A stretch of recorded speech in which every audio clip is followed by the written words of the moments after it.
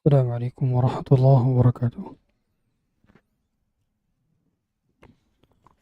إن الحمد لله نحمده ونستعينه ونستغفره ونعوذ بالله من شرور أنفسنا ومن سيئات أعمالنا. من يهده الله فلا مضل له ومن يضلله فلا هادي له.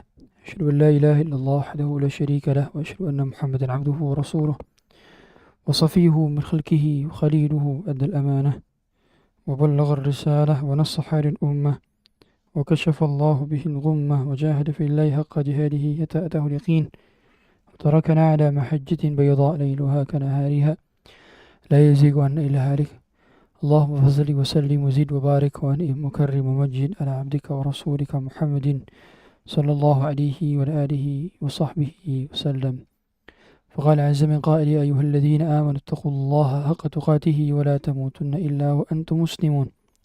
وقال عز وجل: يا أيها الذين آمنوا اتقوا الله وقولوا قولا سديدا يصلح لكم أعمالكم ويغفر لكم ذنوبكم ومن يطع الله ورسوله فقد فاز فوزا عظيما.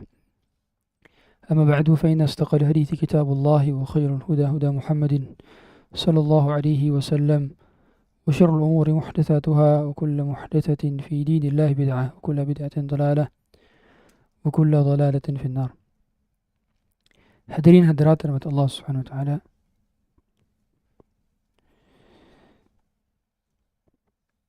Akhir muara pencarianku. Ada seorang pemuda dari sebuah negeri di Asbahan, tepat berada di desa Jai. Dirinya adalah seorang Zoroaster, penyembah api. Begitu pula ayahnya yang merupakan salah seorang dari kepala desa di sana. Anak dari seorang pejabat, anak dari seorang bangsawan, anak dari seorang tokoh masyarakat. Anak ini diberikan tugas oleh ayahnya untuk menjaga perkebunan yang dimiliki oleh ayahnya, sebab ayahnya ada pekerjaan dan urusan lain. Tapi kemudian tatkala anak ini diperintahkan untuk mengunjungi perkebunan dimiliki oleh ayahnya, anak ini sempat bersinggah di sebuah tempat yang tidak pernah dia lihat sebelumnya, tidak pernah dia saksikan sebelumnya, tidak pernah dia kunjungi sebelumnya. Dia adalah tempat rumah ibadah Nasrani. Maka pemuda ini melihatnya dalam penuh ketakjuban, pemandangan yang belum pernah dilihatnya dan rangkaian ibadah yang belum pernah disaksikannya. Bagaimana mereka beribadah, bagaimana mereka sholat, bagaimana mereka menyembah. Yang saat itu ada ahlul kitab. Ahlul kitab barangkali belum disampaikan dakwah kepada mereka dan belum sampai risalah Nabi SAW kepada mereka, maka mereka dikatakan ahlul kitab, yang bila mereka hanya menyembah Allah saja, maka mereka dikatakan Muslim. Dan bila mereka menyembah Allah dan mereka mengikuti Nabi terakhir mereka secara hanif, maka dikatakan Muslim. Sebagaimana orang yang ikut Nabi Musa, kemudian mereka beribadah kepada Allah dan saat itu belum turun Nabi Isa dan juga belum turun Nabi SAW sebagai seorang Nabi dan utusan, maka orang yang mengikuti Nabi Musa Muslim. Tapi begitu turun Nabi Isa sebagai seorang Nabi, maka mereka yang masih beriman kepada Nabi Musa, padahal sudah ada Nabi yang baru yang mendakwahkan kepada mereka, maka mereka dikatakan ahlul kitab. Ahlul kitab yang mana mereka tidaklah dikatakan beriman, artian mereka tidak dikatakan Muslim. Tapi saat Nabi terakhir belum diturunkan, mereka masih mengimani Nabi yang sebelumnya, maka mereka dikatakan Muslim. Begitu pula orang-orang yang berada di zaman Nabi Isa dan mereka masih mengimani Nabi Isa saat Nabi Muhammad SAW belum diutus menjadi Nabi, maka mereka dikatakan Muslim. Tapi begitu Nabi Muhammad SAW sudah dijadikan sebagai Nabi, maka mereka harus mengikuti Nabi SAW. Dan barang siapa yang tidak mengikuti Nabi SAW, maka dikatakan mereka tidaklah Muslim, mereka kafir atau ahlul kitab yang diturunkan kitab kepada mereka. Maka saat itu pemuda ini melihat pemandangan yang menakjubkan dan tidak pernah dia saksikan sebelumnya. Maka dia segera pulang dan kemudian dia berkata kepada ayahnya, "Wahai ayah, aku melihat pemandangan yang menakjubkan. Ada pemandangan orang-orang yang sedang sholat, pemandangan orang-orang yang sedang beribadah di sebuah tempat ibadah. Dan itu adalah agama Nasrani dan dia adalah agama yang lebih baik daripada agama kita sekarang, wahai ayah." Lalu apa yang dikatakan oleh ayah pemuda ini? Sesungguhnya agama itu adalah agama yang buruk. Agama kita lebih baik dan agama ayah kakek moyang kita lebih baik daripada agama mereka. Maka tinggalkanlah itu. Bila kau masih tetap berada di sana, aku akan ikat dirimu dengan rantai dari besi. Maka diikatlah pemuda ini. Kemauan yang kokoh, keinginan yang kuat, yang membuatnya ingin mengetahui, curiosity yang tinggi. Dia ingin mencari tahu tentang kebenaran sesungguhnya. Karena kehidupannya hanya terkekang di sebuah rumah. Aktivitasnya hanya aktivitas yang biasa-biasa saja. Maka dia ingin mengetahui dunia luar. Dia ingin mengetahui kebenaran. Maka kemudian dia menyampaikan kepada orang-orang yang berada di sana, agar bila mereka ingin kembali pulang, karena sebelumnya dia bertanya, dari mana agama kalian berasal? Maka mereka mengatakan dari Syam. Kabarkan kepadaku bila kalian ingin pergi ke Syam. Maka suatu ketika mereka ingin pergi ke Syam, dikabarkan kepada pemuda ini agar mengajak si pemuda untuk pergi ikut ke Syam, mengembara, mencari kebenaran. Tatkala dia kemudian diikat kakinya oleh ayahnya, maka kemudian dibebaskan dan kemudian dia ikut pergi ke Syam, mengembara, kabur dari ayahnya, dan di sana dirinya mencari kebenaran. Ternyata didapati ada seorang pendeta yang dia ikuti.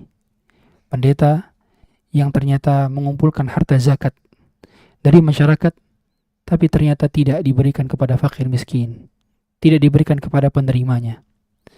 Maka tatkala si pendeta ini meninggal dunia, maka pemuda ini mengungkapkan keburukan dari si pendeta.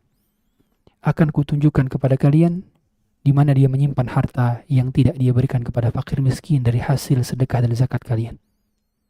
Ternyata si pendeta ini tidak memberikan harta masyarakat kepada fakir miskin, justru memperkaya dirinya. Bahkan terdapat gentong-gentong daripada emas dan perak yang dikumpulkan di dalam rumahnya, tidak dia berikan. Saat itu, apakah pemuda ini kecewa? Tidak. Dia tidak kecewa kepada agamanya. Dia hanya kecewa kepada personnya. Karena humanity berbeda dengan religion. Religion is religion. Humanity is humanity. Tidak disamakan. Agama mengajarkan hal yang bisa dipercayai. Adapun si pembawa agama bisa salah. Maka pemuda ini tidak kecewa. Dia tidak berubah menjadi agnostik. Sebagaimana anak-anak muda sekarang yang fed up, muak dengan berbagai macam keadaan para pembawa agama yang tidak sesuai dengan apa yang dibawakannya, lalu mereka akhirnya beralih kepada non-agama. The rise of nones, fenomena saat ini yang dikatakan di dalam New York Times baru saja merilis artikel bahwa ada fenomena the rise of nones, pertumbuhan non. Karena agnostik saat ini di dunia mencapai 29%. Data dari Ipsos Global Study yang menerangkan bahwa hampir sepertiga masyarakat bumi agnostik. Agnostik. Tapi apakah pemuda ini berubah menjadi agnostik? Tidak. Kemudian dia tetap mencari guru. Guru yang lama mengecewakan. Tapi dia paham bahwa yang dicari bukan semata-mata kepribadian gurunya, tapi apa yang diajarkan oleh gurunya. Maka dia mendapati guru yang lain. Ternyata guru yang baru lebih zuhud, lebih menginginkan akhirat, lebih menginginkan kehidupan, keabadian. Dan guru ini adalah guru yang bertakwa. Dia mendapati guru ini. Kemudian setelah guru ini berada di sakaratul mautnya, maka guru ini mengatakan, aku sebentar lagi akan meninggal dunia. Maka tidak ada selain diriku yang menggenggam kebenaran kecuali seseorang pendeta yang berada di Mosul. Maka pergilah ke sana, di daratan Irak, pergilah ke sana. Yang saat itu dia sudah berada di Syam. Bayangkan, dari Iran, Asbahan, menuju ke Syam. Dari Syam menuju ke Irak. Di bawahnya, di sebelah selatan Iran. Irak, di Mosul, dan ternyata dia mendapati ada guru di sana, pendeta di sana. Kemudian dia menimba ilmu sebanyak-banyaknya. Setelah itu, sampai usia sudah yang tidak lagi muda, guru ini, pendeta ini, mengajarkan kepadanya bahwa sebentar lagi dia akan meninggal dunia, dan carilah daripada guru yang lainnya. Maka dikabarkan bahwa guru yang selanjutnya, yang masih tersisa, kita tahu semua sisa ahlul kitab saat itu sisa sedikit. Makanya ada sebuah hadis yang menerangkan bahwa illa baqaya min ahli kitab, cuman sisa beberapa orang saja dari ahlul kitab yang masih lurus agamanya. Sedikit sekali, karena kemusyrikan merebak di mana-mana, paganisme merebak di mana-mana. Maka diperintahkanlah pemuda ini untuk pergi di sebuah negeri utara, di sebuah negeri tenggara Turki, yaitu di Nasibin. Di Nasibin, pergilah ke Nasibin. Di sana ada pendeta yang kau bisa dibimbing oleh dirinya. Dia mengembara ke sana, berjalan. Tahu kita jarak dari daerah ke daerah tersebut, saya research, dan ternyata itu ratusan hingga ribuan kilometer. Dari satu negeri ke negeri lain itu mencapai ribuan kilometer. Ribuan kilometer. Ini dari dia berangkat dari Mosul, kemudian pergi ke Nasibin. Ke Nasibin bertemu dengan pendeta. Dia menimba ilmu dari pendeta itu. Dia berkhidmat kepada pendeta itu. Dia menjadikan dirinya bersimpuh di kaki-kaki gurunya. Dan dia menimba ilmu begitu banyak sampai pada tiba masanya gurunya hendak berada di ujung kematiannya. Gurunya mengatakan, aku akan segera meninggal dunia. Carilah guru yang dia berada di Amuria, di daratan Turki. Dia berada di sana, dan itulah satu-satunya pendeta yang tersisa. Tidak lagi pendeta yang bisa kau ambil ilmunya yang masih hidup sekarang kecuali dia. Maka kemudian dia pergi.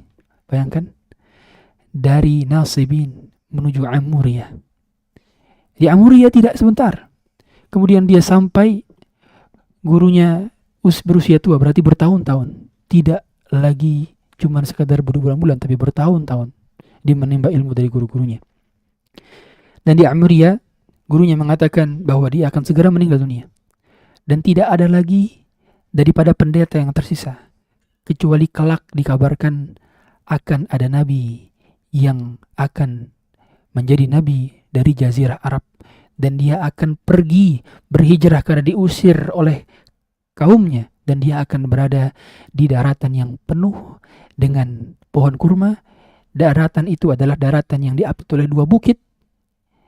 Dan dia tidak makan hasil sedekah, tapi menerima dan memakan hasil hadiah. Apa yang dikatakan oleh seorang pemuda ini? Berhenti? Tidak. Mengeluh? Tidak. Dia semangat untuk mencari kebenaran. Kepada siapa lagi kami harus berguru? Kepada siapa lagi aku harus menimba ilmu? Apa yang diinginkan oleh pemuda ini? Pemuda ini pun kemudian mencari kafilah dagang dari Arab yang terbiasa menuju daratan sebagian tanah Turki untuk kemudian membawanya nantinya ke Jazirah Arab. Dan ternyata dia mendapati ada orang-orang yang lewat, dan dia cukup lama di Amuria. Pemuda ini cukup lama berada di Amuria, dan dia mendapati ada kafilah dagang dari Arab. Kemudian dia mengatakan, aku memiliki banyak kambing dan sapi. Aku akan berikan ini semua kepada engkau dengan syarat kau memberiku tumpangan untuk menyampaikan aku ke negeri di Jazirah Arab. Maka kemudian dibawalah dia. Dan ternyata setelah dibawa sampai ke sebuah Wadil Qura di perbatasan antara Syam dengan kota Madinah di bagian paling utara. Maka kemudian dia dijual sebagai budak kepada seorang Yahudi yang tinggal di Khaybar. Setelah di sana, kambing-kambingnya, sapi-sapinya hilang dan lenyap. Dijadikan sebagai seorang budak, diperjualbelikan layaknya harta benda. Cukup sampai sana? Belum. Kemudian dia dijual lagi oleh orang Yahudi ini kepada ponakannya yang tinggal di kota Madinah. Akhirnya dibawa ke kota Madinah dan dia melihat banyaknya pohon-pohon kurma yang berada di sana. Dia melihat ada 2 bukit yang mengapit kota ini. Dia melihat bahwa nantinya barangkali ini adalah tempat yang dahulu gurunya pernah menyampaikan bahwa itu adalah tempat di mana ada akan Nabi yang datang ke sana. Ternyata setelah di sana berkatalah majikannya bahwa ada seseorang yang datang ke Kuba dan mereka berkumpul karena menantikan seorang nabi. Kemudian dia langsung pingsan dan merasakan jatuh, tergeletak karena berita itu begitu dahsyat. Tidaklah dia mendapati ada berita yang lebih dahsyat dari saat itu, karena penantiannya selama ini didengarnya. Harapannya untuk berjumpa dengan guru diharapkannya dan itu akan terjadi. Maka segeralah dia beranjak ke sana. Dia melihat ada seseorang Nikromuni, dimuliakan, dinantikan, diharapkan, dirindukan, berada di Masjid Kuba, sedang membangun Masjid Kuba yang jaraknya adalah 5 km dari kota Madinah. Maka kemudian dia mengumpulkan kurma-kurma yang saat itu dia dipekerjakan sebagai seorang yang menjadi pengurus kebun kurma oleh Yahudi. Dan Yahudi, kita tahu semua, bangsa Yahudi telah berada di kota Madinah ratusan tahun lamanya untuk menanti kehadiran Nabi terakhir. Yang Allah katakan, alladzina atainahumul kitaba ya'rifunahu kama ya'rifuna abna'ahum. Yang kami berikan kitab, mereka lebih mengetahui Nabi terakhirnya sama seperti mereka mengetahui anak-anak mereka. Begitu tahunya bahwa akan ada Nabi yang akan diutus dan datang ke negeri yang penuh dengan pohon kurma, itu adalah Nabi terakhir. Tapi begitu datang, Nabi tersebut ternyata bukan dari kalangan mereka. Nabi tersebut justru adalah dari kalangan Arab, Quraisy. Nabi tersebut bukan dari kalangan Bani Israel. Dan Nabi tersebut justru membela Aus dan Khazraj, menyatukan mereka. Dan alih-alih membela kedatangan Yahudi, justru malah menjadikan musuh bagi orang-orang Ansar. Dan lihatlah apa yang dilakukan oleh Salman. Salman kemudian mengetes apa yang dilakukan, apa yang disampaikan oleh gurunya, bahwa dirinya tidak memakan sedekah, tapi memakan hadiah. Maka Salman mengumpulkan kurma-kurma yang telah dia dapati, kemudian memberikan dalam sebuah nampan. Diberikanlah kepada seorang yang dianggapnya nanti akan menjadi nabi. Benarkah dia nabi? Ataukah hanya katanya dan katanya? Maka dia memberikan senampan kurma itu kepada Muhammad sallallahu alaihi wasallam. Ternyata dia tidak memakan kurma itu. Dia mempersilahkan sahabat-sahabatnya untuk memakan kurma itu, tapi dirinya tidak memakan. Maka dia berkata dari arah kejauhan, hadhihi wahidah. Sudah 1 tanda. Dia merasa bahagia. Tinggal 2 tanda lagi. Bila 2 tanda ini terbuktikan, maka perjalananku tidak sia-sia. Muara pencarianku tidak sia-sia. Jalanku ke sini tidak sia-sia. Harapanku tidak sia-sia. Keringatku tidak sia-sia.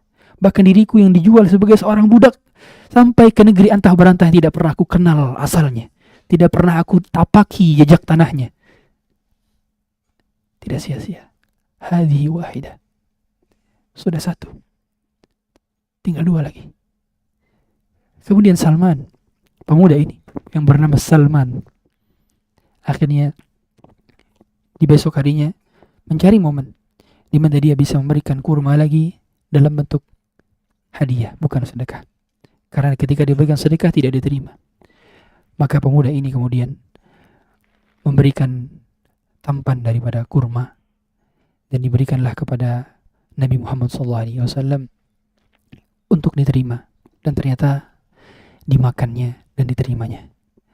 Hatani ithnatan, dia berkata dari arah kejauhan, sudah 2 tanda. Dia tidak makan sedekah dan dia makan hadiah. Sampai suatu pada momen di mana Nabi Muhammad SAW berada di area pemakaman, selesai menguburkan jenazah kaum muslimin. Maka setelah itu Salman, pemuda ini, melihat dari arah belakang, adakah tanda kenabian? Sebab ada tanda kenabian yang berbentuk telur burung dara yang berada di belakang punggungnya, di tengah dua bahunya. Seukuran daripada telur burung dara dan agak kemerah-merahan, dan di kelilingnya seperti ada bulu-bulu halus. Itulah tanda kenabian. Maka pemuda ini melihat dari belakang, adakah tanda itu di belakangnya?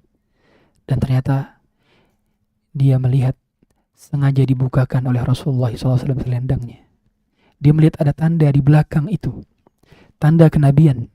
Dan ini persis seperti yang dikatakan gurunya kemarin, bahwa ada tanda kenabian ini. Maka tidak lamalah pemuda ini kemudian mencium tanda tersebut, memeluk Nabi SAW, dan setelah itu mengucapkan kalimat syahadat. Dia menemukan muara akhir pencariannya. Ini bukan kisah tentang seorang pemuda bernama Salman dari Faris. Ini bukan cerita tentang dia. Ini tentang kita. Ini tentang kita yang dahulu pernah hilang. Boleh jadi dahulu pencariannya bukan berada di daerah Amuria, Mosul, Asbahan, bukan berada di daerah Irak, bukan berada di daerah Wadi Qura. Kita pernah berada di sebuah tempat yang ternyata bukan kebenaran. Kita pernah mengambil dan meneguk ilmu dari tokoh-tokoh yang tidak menyampaikan kebenaran. Kita pernah merasakan bagaimana gelapnya arah dan salahnya jalan. Dan ternyata ujung pencarian itu adalah kebenaran yang teguk dari sabdanya Nabi SAW. Maka muara akhir pencarian yang kita pelajari dari kisah Salman Al-Farisi, beliau mengembara ribuan kilometer lamanya, panjangnya, untuk mencari guru. Apa pelajaran yang bisa kita ambil? Lihatlah, yang pertama, kesungguhan seseorang dalam mencari hidayah, akan Allah berikan jalan hidayahnya. Jadi tidak ada kata bahwa hidayah dinanti. Seandainya Salman menanti hidayah itu di Asbahan, dia menanti hidayah itu datang ke negeri Jai, dia tidak mengembara, dia tidak berjalan, dia tidak berpergian, hidayah itu tidak akan sampai ke Salman. Tapi Salman mencari bahwa hidayah itu dicari, bukan ditunggu. Yang kedua, lihatlah bagaimana keburukan yang dimiliki gurunya. Saat pertama kali dia mendapati guru yang berada di Syam, tidak menjadikan dia berhenti dalam menuntut ilmu. Karena yang dicari adalah the religionnya, bukan human that brought the religion. Bukan semata-mata orang pembawa agamanya. Karena orang pembawa agama bisa salah, tapi agamanya tidak salah, agama Islam tidak salah. Quran sempurna, tapi pembawa Quran tidak sempurna. Maka tidak menjadikan dia berhenti dalam menuntut ilmu agama. Seandainya Salman saat itu berhenti, mungkin kita tidak akan ada saksikan perkataan dari sahabat atau dari Nabi SAW ketika mengatakan Salman ahl baitina. Salmanu min ahl baitina. Salman adalah keluarga kami, dan Salman dari kami, dan Salman adalah ahlul bait kami. Padahal Salman bukan seorang yang berasal dari Quraisy. Jangankan dari Quraisy, Jazirah Arab saja tidak. Bukan Aus bin Khazraj, dari negeri antah berantah, dari negeri Faris, Persia, yang dahulunya adalah penyembah api. Itulah mengapa ada sebuah syair yang mengatakan laqad rafa'al islamu Salman al-Farisi wa laqad wada'al kufru an-nasib Aba Lahabin. Islam telah mengangkat derajat seorang yang tidak bernasab seperti Salman. Tapi lihatlah bagaimana kekufuran telah menghinakan seorang yang bernasab seperti Abu Talib. Kekufuran telah menjadikan seorang yang bernasab hina seperti Abu Lahab. Dan ternyata Salman dimuliakan karena Islamnya, sedangkan Abu Lahab terhinakan justru karena nasabnya, terhinakan justru karena kekafirannya, meskipun dia adalah seorang yang bernasab. Hadirin hadirat rahmatullah SWT. Poin yang ketiga, followers akan selalu diuji oleh siapa yang di follow-nya. Kita akan selalu diuji dengan guru-guru kita. Kita akan diuji dengan ujian yang tidak pernah kita sangka-sangka akan keluar lisannya. Tidak pernah kita sangka-sangka akan begini jalannya. Tidak akan kita pernah sangka-sangka kenapa demikian. Bukankah itu juga sama pertanyaan Nabi Musa tatkala dirinya berguru kepada Nabi Khidir? Laqad ji'ta syai'an nukra. Apa perkataan Nabi Musa pertama kali ketika melihat Nabi Khidir membunuh anak-anak, melubangi perahu? Laqad ji'ta syai'an nukra. Sungguh kau datang dengan kemungkaran. Tidak tahu apa yang dilakukan oleh gurunya. Dan demikian, kejujuran kita dalam mencari hidayah, kejujuran kita dalam menapaki jejak hidayah akan diuji oleh Allah. Allah tidak membiarkan kita begitu saja. Setelah kita mengatakan amanna, hasiban nasu an yutraku an yaqulu amanna wa hum la yuftanun. Apakah manusia mengira bahwa mereka ketika mengatakan amanna kemudian tidak diuji? Walaqad fatanna alladhina min qablihim. Kami telah menguji orang-orang sebelum mereka. Fala ya'lamanna Allahu alladhina sadaqu wa la ya'lamanna al-kadhibin. Agar Allah mengetahui siapa orang jujur di antara mereka dan Allah mengetahui siapa orang dusta di antara mereka. Maka Nabi Musa pun dikatakan oleh Nabi Khidir kepada Nabi Musa, wa kaifa tasbiru ala ma lam tuhit bihi khubra. Bagaimana kamu bisa bersabar terhadap suatu hal yang kamu tidak tahu ilmunya? Karena kejahilan, ketidaktahuan itu yang membuat kita seringkali menghukumi hal yang tidak kita ketahui. Sebagaimana ungkapan syair Arab, al-insanu aduwwun ma jahilu. Manusia itu akan menjadi musuh atas apa yang tidak diketahuinya. Manusia akan menjadi musuh atas apa yang tidak dikuasainya. Maka Salman saat itu tidak diam. Dia tidak protes kepada takdir Allah. Dia bergerak, dia mencari. Karena tahu masa muda adalah masa pergerakan. Masa muda adalah masanya bergerak. Masa muda adalah masanya mengembara.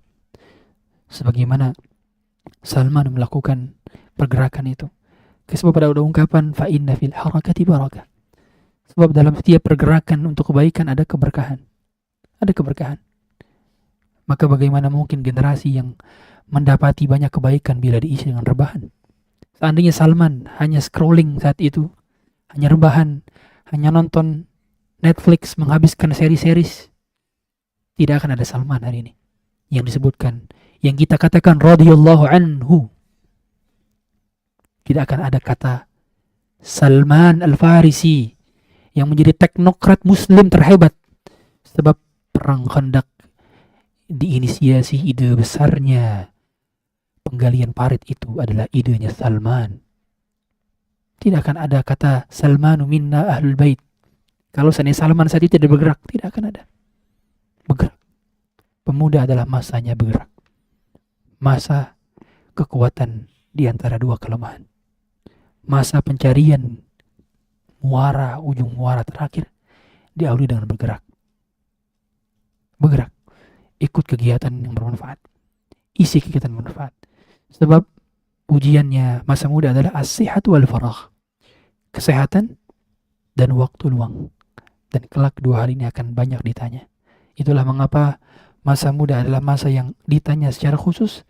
Karena masa muda adalah masa yang paling lama dimiliki manusia. Manusia paling lama memiliki masa mudanya dibandingkan masa anak-anaknya dan dibanding masa tuanya. Masa muda adalah masa yang paling lama. Sebagian mengatakan para ulama bahwa masa muda adalah masa dari usia baligh hingga usia 50. Masa muda. Dan di sini saya lihat belum ada yang 60-an. Belum. Masih muda. Ini masih youth, muda. Dan kemudian yang keempat, orang yang benar, guru yang benar, itu selalu memberi wasiat untuk melanjutkan pencarian. Guru yang benar tidak akan menyuruh Anda untuk berfanatik kepada dirinya. Guru yang benar akan menyuruh Anda untuk fanatik kepada kebenaran, bukan ketokohan. Sehingga lihatlah guru-gurunya Salman. Selalu mewasiatkan, kamu pergi mencari guru ini. Kamu mengembarai cari guru lain. Al-Imam Bukhari punya berapa guru? 1080 guru. Coba list guru kita sekarang ada berapa? Coba, berapa? Ada berapa? Sudah 1080? Imam Bukhari. Sehingga guru yang benar adalah guru yang tidak menyuruhnya fanatik. Fanatik kepada kebenaran, bukan fanatik kepada ketokohan. Sebab tatkala kita fanatik kepada kebenaran, tatkala tokoh melakukan kesalahan, kita teguh pendirian, tidak mengikuti kesalahan si tokoh. Kita fanatiknya kepada kebenaran. Itulah mengapa ada ungkapan yang dinisbatkan kepada Ali bin Abi Thalib radhiyallahu ta'ala. Al-haqqu la yu'rafu bir-rijal. I'rif al-haqq ta'rif ahlah. Kebenaran itu tidak dilihat dari siapa orang-orangnya.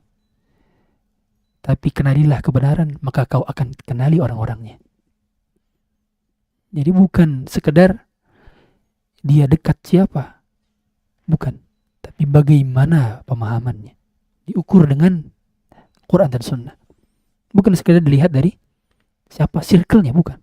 Tapi dilihat dari pertanyaan-pertanyaan akidahnya, pertanyaan-pertanyaan manhajnya, pertanyaan-pertanyaan agamanya. Demikian. Makanya murid yang cerdas, murid yang mengetahui bahwa loyalitas utamanya bukan semata-mata kepada person. Loyalitas utamanya kepada kebenaran. Sebab si pembawa kebenaran bisa salah. Tapi kebenaran adalah suatu hal yang qala Allah, qala Rasul tidak pernah salah. Maka kefanatikan itu seringkali membutakan kebenaran. Ingat, fanatik kepada person hanyalah fanatik kepada Rasulullah SAW. Fanatik kepada beliau. Yang berbicara di sini bisa salah. Siapapun di antara kita pembawa dari dai-dainya bisa salah dan keliru. Maka kita timbangnya dengan kebenaran.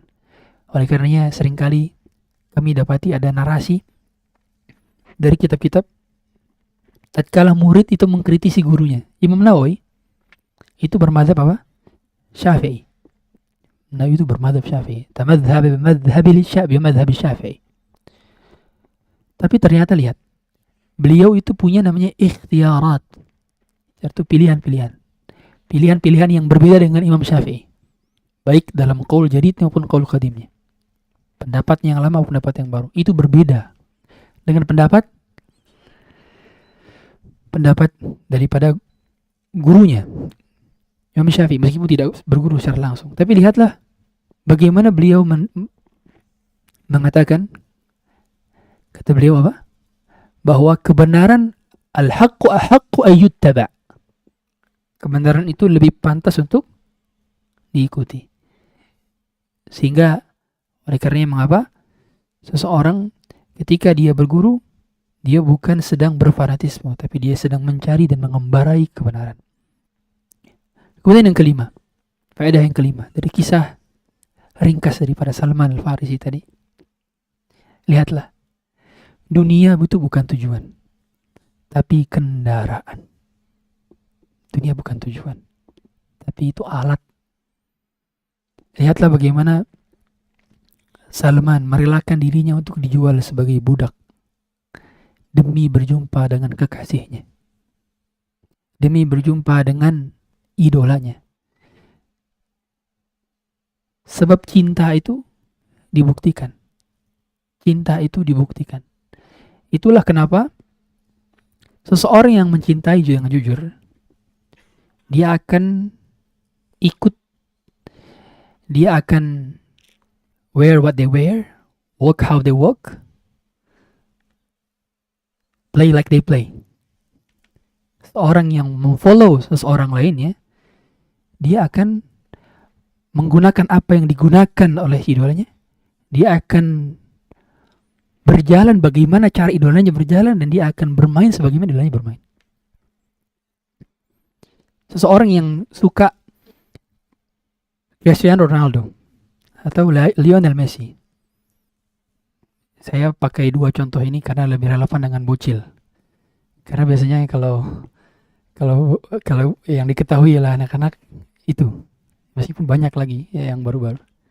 Lihat, dia akan beli jersey-nya, jersey Al-Nassr paling baru. Dia akan gunakan nomor punggung 7. Dia akan gunakan nama Ronaldo. Karena dia mengidolakannya. Wear what they wear, walk how they walk, play like they play. Berusaha untuk pakai apa yang dipakai, cara bermainnya sama, cara jalannya sama. Karena memang instingnya manusia adalah follow and love. Dia akan mengikuti dan dia akan mencintai. Kita butuh seorang yang kita ikuti dan kita butuh seorang yang kita cintai. Itu insting dan needs-nya manusia. Maka tatkala seseorang yang dia ikuti dan dia follow, ternyata itu adalah tokoh kekafiran, maka Allah katakan dalam Quran, dalam surah Al-Baqarah, إِذْ تَبَرَّأَ الَّذِينَ اتُّبِعُوا مِنَ الَّذِينَ اتَّبَعُوا وَرَأَوُا الْعَذَابَ وَتَقَطَّعَتْ بِهِمُ الْأَسْبَابُ. Tatkala orang-orang yang merasa diikuti tersebut merasa bahwa diri mereka tidak sadar kalau mereka diikuti oleh orang-orang dari kalangan kaum musliminnya, yang tokoh-tokoh Korea diikuti, tokoh-tokoh barat, orang kafir diikuti, orang kufar diikuti, dijadikan sebagai idola mereka. Nanti di hari kiamat mereka akan dibangkitkan dan mereka akan mengatakan, who is this guy? Who is this person? Siapa orang ini? Saya gak kenal. Itabarra, dissociate themselves. Mereka melepaskan diri mereka kepada orang-orang yang mengikuti mereka. Karena orang yang diikuti ternyata menjerumuskan kepada kesesatan. Dan anak-anak muda hari ini, mereka follow sesuatu, mereka ikut sesuatu padahal mereka tidak mengetahui. Yang mereka follow leads themselves to the hellfire. Menyuruh mereka dan menggeret mereka ke api neraka. Mereka gak nyadar. Dan kelak boleh jadi kalau CR7 semoga masuk hidayah. Tapi seandainya tidak mendapat hidayah sampai menjelang kematian, sampai kematiannya, dia akan mengatakan di hari kiamat, who is this guy? Siapa nih orang-orang ini yang ikutin saya berlepas dari mereka. Tabarra'a alladhina tubi'u wa taqatta'at bihimul asbab, dan akan dilepaskan penyebab-sebab. Jadi gak akan berguna lagi followers di hari-hari itu. Lihatlah bagaimana pengembaraan Salman, dia mengikuti dan dia memperjuangkan perjalanannya. Sehingga sebuah konsekuensi logis, bila kita mencintai Nabi, kita akan mengikutinya. Bila kita mencintai Nabi SAW, kita akan wear what he wear, walk how he walk, play like he play. Berusaha untuk ngikutin, mempelajari sirahnya, mempelajari syama'ilnya. Sebab cinta yang tidak mengarahkan kita kepada imitation, cinta yang tidak mengarahkan kita kepada following, cinta yang tidak mengarahkan kita kepada obedience, adalah cinta yang dusta, cinta yang palsu. Makanya ada ungkapan dari syair bahasa Arab, fa innal muhibba liman yuhibbu muti'u. Sesungguhnya orang-orang yang mencintai pasti akan mengikuti yang dicintai. Lihatlah bagaimana Salman mencintai Rasulullah SAW dan dia berusaha untuk mencari segala cara agar bisa berjumpa dan mengikuti kebenaran. Kemudian yang keberapa? Keenam ya. Yang keenam, bahwa kebenaran itu memiliki tanda-tanda. Kebenaran itu memiliki sign. Dia nggak datang begitu, ada tanda-tanda. Sebagaimana Salman melihat tanda-tanda kenabian adalah 3, dan dari gurunya itu juga dia dapatkan, yaitu tidak memakan sedekah tapi memakan hadiah, dan yang terakhir adalah tanda kenabian. Al-Hafidz Ibnu Katsir meriwayatkan bahwa tidak semua nabi tanda kenabiannya di belakang, tapi semua nabi punya tanda kenabian, tapi tidak semuanya di belakang. Al-Imam Suyuti menjelaskan bahwa sebagian nabi ada yang tandanya di tangan, tapi yang jelas itu tanda kenabian yang sudah pernah disaksikan oleh pendeta tatkala di mana? Tatkala Nabi SAW ke Syam. Makanya saat itu pendeta menyuruh Nabi SAW untuk segera pulang dari Syam sebab khawatir akan dibunuh oleh orang Yahudi. Dan saat itu melihat tanda-tanda di belakang. Di belakang ada tanda-tanda kenabian. Dan lihatlah bagaimana cara Nabi SAW sudah mengetahui peka. Jadi memang ciri khas orang berilmu itu pekaan. Peka. Lihat bagaimana saat Salman melihat ke belakang, Nabi langsung melepaskan selendangnya dan membiarkan Salman melihat ada tanda kenabian. Sehingga ciri khas seorang guru adalah memudahkan. Memudahkan muridnya untuk mencari ilmu. Sehingga mohon maaf sekali bila ada pesan-pesan WhatsApp yang belum terjawab. Mohon maaf. Sebab hal demikian yang sering kali merasa bahwa lihatlah bagaimana Nabi SAW sangat mudah ditemui. Nabi SAW sangat mudah merespon apa yang berada di hadapan sahabatnya. Sangat mudah. Beliau bukan orang yang eksklusif. Beliau sangat mudah. Bahkan kita tahu majelisnya Nabi SAW itu sebagian dijelaskan oleh para ahli sirah bahwa beliau kanan kirinya itu para sahabat dan di tengah-tengahnya dikosongin. Jadi majelis ini bukan seperti kita yang madep sini semua. Ada di tengah-tengah kosong supaya orang kalau mau nanya ke beliau bisa langsung ke depan. Ya. Dan ternyata beliau sedekat itu dengan para sahabat. Bahkan beliau makan sebagaimana apa yang sahabat makan, dan beliau berjalan sebagaimana sahabat berjalan.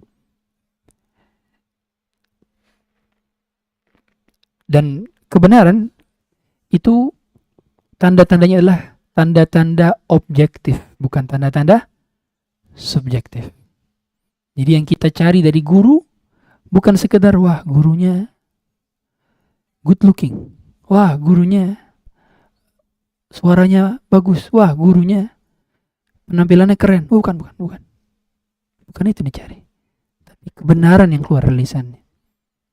Karena itu tanda-tanda subjektif. Penampilan itu subjektif, suara itu subjektif. Tapi kebenaran dia belajar di mana, kebenaran dia berguru ke siapa, itu suatu hal yang objektif. Maka cara kita menimbang guru yang ini benar, selain juga dari para guru-guru kita yang lainnya untuk merekomendasikan, adalah dengan cara kita menimbang dengan tanda-tanda yang objektif. Yang ketujuh, faedah dari kisah Salman, dari muara pencarian terakhirnya adalah jangan pernah remehkan kebaikan kecil. Lihatlah bagaimana kurma yang berada di tampannya itu bisa menjadi saksi dari kebenaran yang disaksikan oleh Salman. Senampan kurma kecil, sederhana, tapi itu menjadi ladang pembuktian bahwa dia beriman kepada Rasulullah SAW. Seorang yang tahu bahwa ongkosnya dari rumah ke sini, bensin yang diambil dari perjalanan dia ketika ikut daurah, ikut kajian, itu mungkin sedikit, tapi jangan pernah diremehkan. Kuota yang digunakan Anda beberapa Mbps saja, tapi untuk share postingan,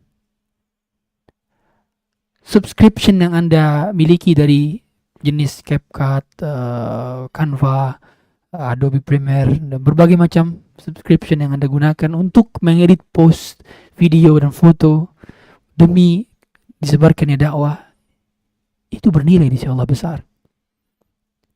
Dan berbagai macam hal yang kita keluarkan dari personal expense kita setiap hari-hari untuk kebaikan-kebaikan, jangan pernah diremehkan.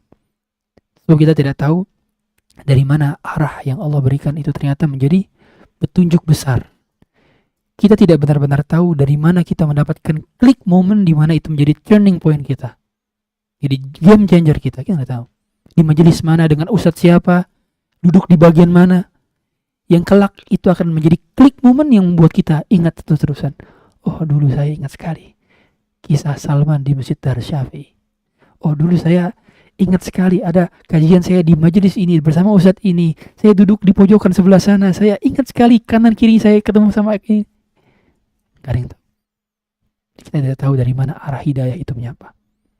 Dari mana kita menguhkan titik balik untuk kembali pulang. Sebagaimana Salman yang menemukan jalan pulangnya, jalan kembalinya. Yaitu ketika dirinya mengenal Tuhannya dan mengenal si pembawa wahyu Tuhannya. Yang kedelapan, lihatlah bagaimana Salman ini menceritakan kisahnya sendiri kepada Abdullah bin Abbas radhiyallahu ta'ala anhu. Jadi ini kisah sendiri yang Salman ceritakan. Dari situ dipahami bahwa apa? Bolehnya kita menceritakan masa lalu kita bila terdapat faedah, bukan aib. Bila terdapat faedah. Dan itu bukan aib pribadi, aib personal. Tapi itu sebuah fakta. Dan dia tidak sedang menceritakan aibnya. Maka Salman lihat ketika menceritakan kisahnya kepada Abdullah bin Abbas radhiyallahu ta'ala anhuma, Salman tidak menyembunyikan beberapa story atau tidak menambahkan ceritanya. Dia hanya menceritakan kejujuran dan hanya menceritakan kejadian. Salman tidak ceritakan yang baik-baik saja. Mungkin kalau kita jadi Salman, kita ngepost yang baik-baik saja di sosial media doang. Tapi tidak menceritakan hal-hal yang di luar itu. Tapi lihatlah bagaimana storyline-nya Salman. Salman menceritakan itu dengan runut. Begitu dia berarti apa? Seorang bisa menceritakan dengan runut itu kalau ngalamin sendiri. Dan ingat kejadian betul yang dialami. Dan lama. Sehingga Salman mengurutkan cerita itu membuat Salman tidak pernah lupa dengan cerita masa lalunya. Dan dijadikan sebagai ibrah dan pelajaran. Seorang bisa ingat persis ceritanya masa lalu itu kalau itu membekas di hatinya. Dan itu bermakna bagi dirinya. It's meaningful. Kalau dia ceritanya ngacak, sporadis, jelas bahwa itu tidak dijadikan sebagai jalan cerita hidupnya yang dianggap sebagai perjalanan yang bermakna. Tapi Salman begitu cerita, ngurut. Apakah dia baca cerita, kemudian dia baca jurnalnya, diary-nya? Enggak. Dia cerita langsung. Itu pengalaman bertahun-tahun. Bertahun-tahun hadirin. Dari ganti guru ke guru itu bertahun-tahun. Dan kemampuan dia bisa lama di majelis guru, kemampuan Salman Al-Farisi, bisa berganti guru dan lama di gurunya sampai meninggal. Itulah mengapa bukti ketulusan kita dalam berguru juga adalah berguru hingga gurunya meninggal. Menuntut ilmu sampai gurunya meninggal. Siapa guru yang sudah kita tuntut ilmunya terus-terusan tiap weekend ikut? Kemudian tiap ada kajiannya ikut. Sampai meninggal ikut. Ada? Nah kita cari, kalau enggak sekarang jadikan mindset kita mindset Salman. Yang kalau berguru sampai mati. Sampai mati. Dan ini bukan fanatisme. Tapi tentang loyalitas. Ini tentang bagaimana kesungguhan. Lihatlah bagaimana Nabi Musa sebelum diutusnya menjadi nabi, sebelum Allah mengutusnya jadi nabi, berapa lama dia berguru ke Syuaib, yang sebagian mengatakan dia adalah Nabi Syuaib. Berapa lama? It's almost 10 years. 10 tahun. 10 tahun. Nabi Musa berguru sambil ngerjain proyek mengembala kambing. Dan dia menikah dengan anaknya Nabi Syuaib. Allah sengaja persiapkan seorang untuk menjadi tokoh besar itu dengan lamanya dia bersimpuh di kaki-kaki guru. Lihat bagaimana Nabi Musa bertahan di 10 tahunnya. Akhirnya Allah angkat derajatnya dan dia berdakwah kepada imperium dan tirani terbesar saat itu. Nabi Musa bukan hanya berdakwah kepada Fir'aun, tapi juga berdakwah kepada bala tentaranya, kepada suku Kiptinya secara umum, dan kepada Haman. Nabi Musa berdakwah kepada imperium besar. Dan diawali dengan apa? Diawali dengan belajar 10 tahun. Itu sebelum Nabi Musa nantinya juga belajar kepada Nabi Khidir. Artinya seorang tidak pernah puas untuk belajar kepada satu guru. Dia berusaha untuk cari-cari guru. Tentu guru yang berasal dari pemahaman yang benar, bukan guru yang berasal dari pemahaman yang salah. Dan Salman menyampaikan kejujuran itu, kebenaran itu, tentang kesalahan dari masa lalu. Tujuannya apa? Tujuannya agar tidak dilakukan oleh orang lain. Jadi bolehnya kita menyampaikan fakta-fakta yang pernah kita lakukan sebelumnya agar orang lain tidak terjebak ke dalam masalah yang sama. Kalau kita mengatakan experience is the best teacher, maka boleh kita tambahkan other experience is the best teacher. Experience orang lain itu juga adalah the best teacher. Bukan cuma experience kita doang, tapi experience orang lain. Dan kita tahu semua, Salman menyampaikan kepada siapa? Anak muda. Siapa anak mudanya?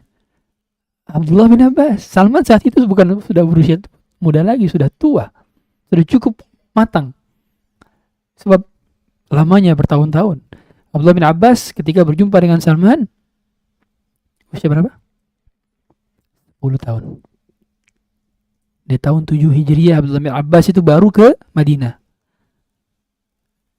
Dan meninggal saat Nabi SAW di tahun ke-11 Hijriah. Berarti Abdullah bin Abbas kurang lebih meninggal saat saat dirinya berusia 14 tahun. Dan ketika diboncengin itu di usia berapa? 10 tahun. Anak 10 tahun dapat storyline seperti Salman. Gimana kira-kira? Pengalaman mengembara pencari ilmu. Dapat storyline dari Salman, anak ke 10 tahun. Wajar saja setelah itu Abdullah bin Abbas berhenti mencari ilmu? Tidak, menjadi semangat dan paling faqih dari kalangan para sahabat dan memiliki ribuan hadis terbanyak kelima dari kalangan sahabat. Setelah Abu Hurairah, setelah Ibnu Umar, setelah Anas bin Malik, setelah Aisyah, maka yang kelimanya adalah Abdullah bin Abbas. Padahal lihat, berjumpa dengan Nabi berapa tahun? 4 tahun. Tapi hadisnya bisa banyak. Karena dapat apa? Dapat storyline dari Salman. Gimana kalau ada seorang yang ceritakan pengalamannya kepada Anda, dulu saya nut ilmu begini. Dia akan menganggap, saya mau seperti dia. Saya mau seperti semangatnya. Inilah. Salman menceritakan kisahnya kepada orang yang tepat. Sehingga boleh kita punya pengalaman, tapi tidak semua pengalaman kita jadi konsumsi publik. Terkadang ada pengalaman yang perlu kita ceritakan kepada sebagian orang saja, tapi tidak bagi orang lain. Kemudian yang ke-9, hidayah itu adalah perjalanan. Hidayah is a journey. Dia bukan peristiwa sekali jadi. Dia bukan one click moment. Jadi habis itu hidayah, enggak. Dia perjalanan. Butuh bertahun-tahun. Dari awal dirinya keluar rumah, pindah dari kota ke kota, negeri ke negeri, hingga akhirnya berjumpa dengan Rasulullah SAW, berjumpa di Madinah. Artinya, jangan buru-buru. There's no shortcut process. Gak ada cara jalan sepintas untuk menjadi sukses, untuk menjadi imannya di puncak. Gak ada. Semua butuh proses. Mengubah habit yang lama yang kita lakukan untuk menjadi baik sekarang itu butuh proses. Dari awal hijab, sebelum pakai hijab, hingga hijab, mulai pakai hijab tapi hijab pendek, pakai hijab panjang, kemudian pakai niqab, pakai kaos kaki, pakai sarung tangan, itu butuh proses yang tidak instan. Tidak sekali malam jadi. Bukan masalah pakaian ya, Anda berganti di changing room gampang 1 kali doang. Tapi merasa kebutuhan untuk memakai itu butuh proses. Seorang yang apalagi yang dulunya merokok, untuk tidak merokok lagi berat. Seorang yang dulunya kecanduan khamar, untuk tidak minum khamar lagi berat. Seorang yang sudah terbiasa melihat aurat wanita bersentuhan dengan yang bukan mahramnya, untuk tidak melakukan lagi berat. Maka hidayah itu perjalanan, dan dia step by step. Dia bukan langsung, tapi dia dibutuhkan perlahan. Dan proses itu bagian dari iman. Proses yang terpenting adalah kejujuran kita dalam mencarinya. Yang ke-10 dari kisah Salman.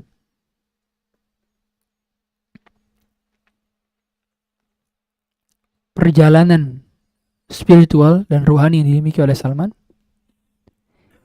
itu Allah takdirkan agar Allah persiapkan dia menjadi key person di perang Khandaq. Bayangkan, Allah menginginkan Salman itu ingin jadi apa? Key person, orang kunci di perang Khandaq. Maka Allah berikan perjalanan yang bertubi-tubi ujiannya. Ganti guru, kabur dari rumahnya karena mau meninggalkan agamanya yang lalu, dan ternyata dia sampai menjadi orang kunci ketika perang Khandaq. Dan saat itu Salman belum pernah ikut perang Badar dan perang Uhud. Kenapa? Saat itu belum merdeka. Karena Salman baru merdeka itu tahun ketiga Hijriah. Dan saat itu syarat merdekanya adalah dia harus menanam pohon kurma, 300 pohon kurma, dan semuanya harus panen dulu baru merdeka. Orang Yahudi demikian. Dan memang ciri khasnya orang Yahudi adalah demikian. Selalu memeras dan selalu berlaku untuk tidak adil.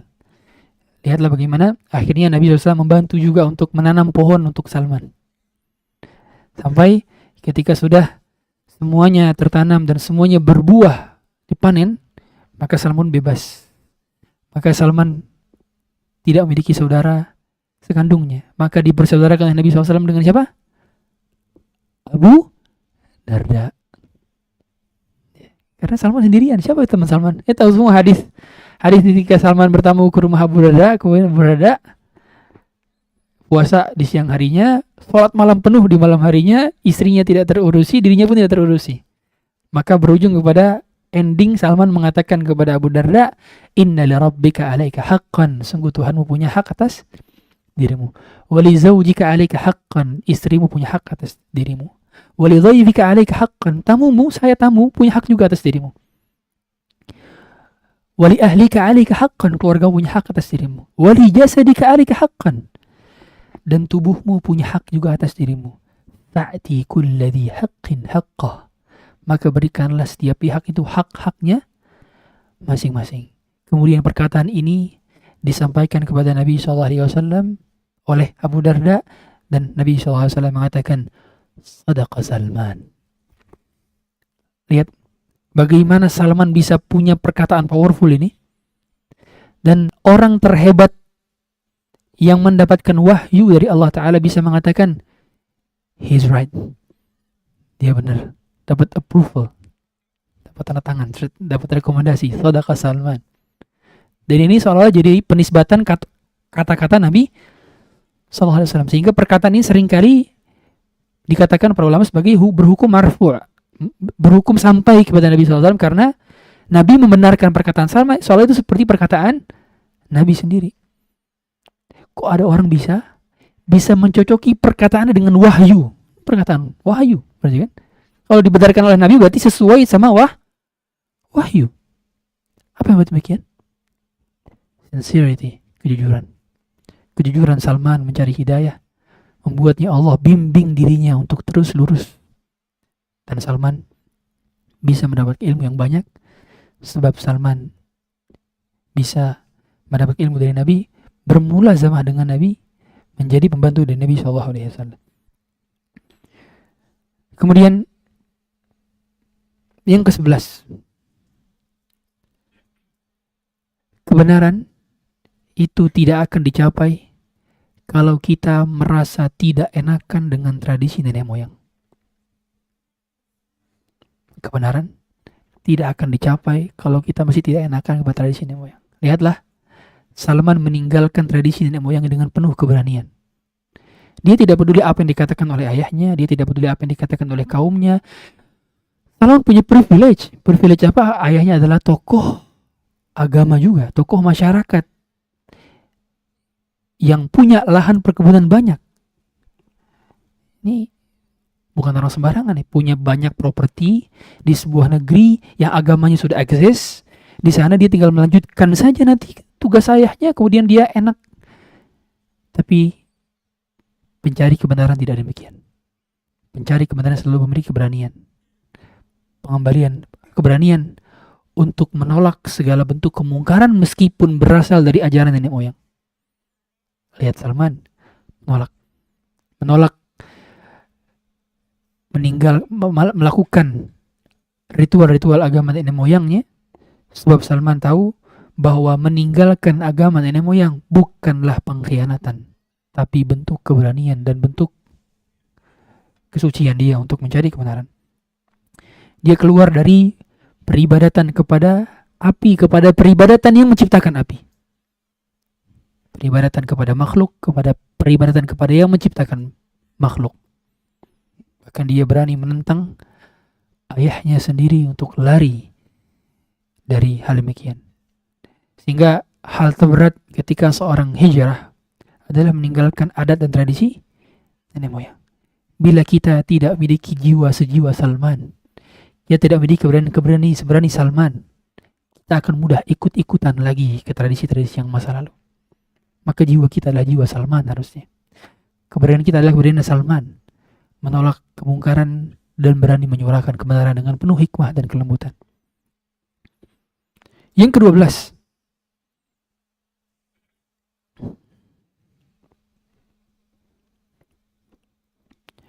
keutamaan menuntut ilmu itu dicari dengan effort berjalan. Maksudnya apa? Di tengah media yang banyak saat ini, Anda bisa live streaming. Sekarang ya Anda tidak usah ke sini, Anda bisa lihat live streaming. Tapi bukan masalah live streamingnya.